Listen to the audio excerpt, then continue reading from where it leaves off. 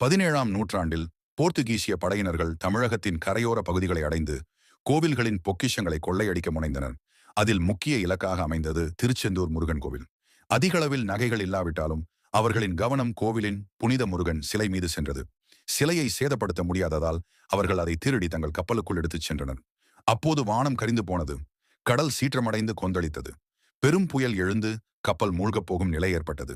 பயத்தில் திகைத்த போர்த்துகீசியர்கள் இது முருகனின் கோபம் என்று நினைத்து முருகன் சிலையை கடலில் வீசினர்.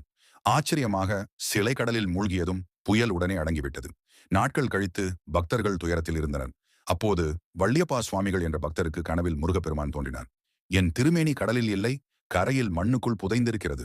பக்தர்கள் தேட வேண்டும். மறுநாள் வள்ளியப்பா சுவாமிகள் கிராம மக்களை அழைத்துக் கொண்டு கடற்கரையில் தேடத் தொடங்கினார். 3 பல மணி நேர தேடலுக்குப் பிறகு கடலோர மணலில் சிறிது ஒளிரும் பொருள் அவர்களின் கவனத்தை ஈர்த்தது. அவ்விடத்தில் அகழ்ந்தபோது முருகன் சிலை அங்கு கிடந்தது. ஒளிர்ந்து தொட்டதும் தூய்மையான நிலையில்.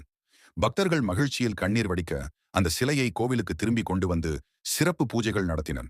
அழியாத நம்பிக்கை, அழியாத அதிசயம் தரும்